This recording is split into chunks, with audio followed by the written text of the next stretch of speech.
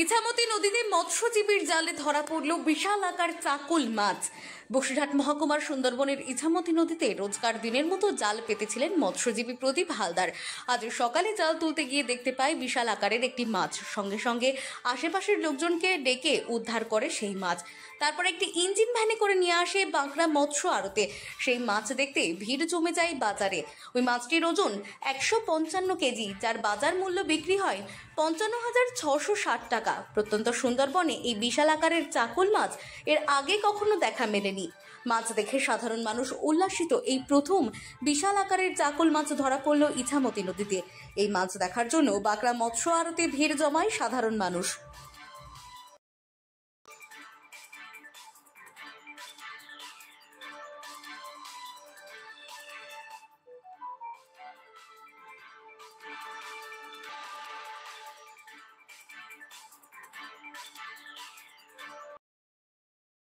ওই 155 কিলো আছে। হ্যাঁ, আমি তুলতে গেছিলাম, একা তুলতে পারিনি, সাইডে আরো লোক ছিল, ওদেরকে ডেকে নিয়ে একটু বেশি।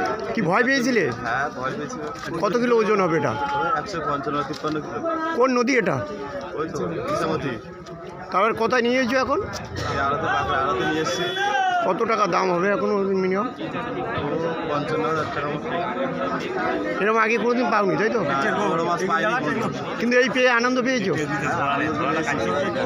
কি নাম তোমার? প্রদীপ হালদার। কোথায় পেলো এটা? কিসে পেয়েছো এটা? কেমন লাগছে এখন এই মাছ পেয়ে? মাছ পেয়ে খুব আনন্দ করতেছি। মাছটার সময় পেয়েছিল, ওর সময় হাঁটাহাঁটি করেছিল। হ্যাঁ, এখান থেকে লোক দিয়ে তারপরে মাছ তুলে নিয়েছে। হ্যাঁ। কি নাম তোমার? আমার নাম কবিতা। কোথায় নিয়েছে এখন? এখন বাংলা ছেড়ে ওখানে নিয়েছি।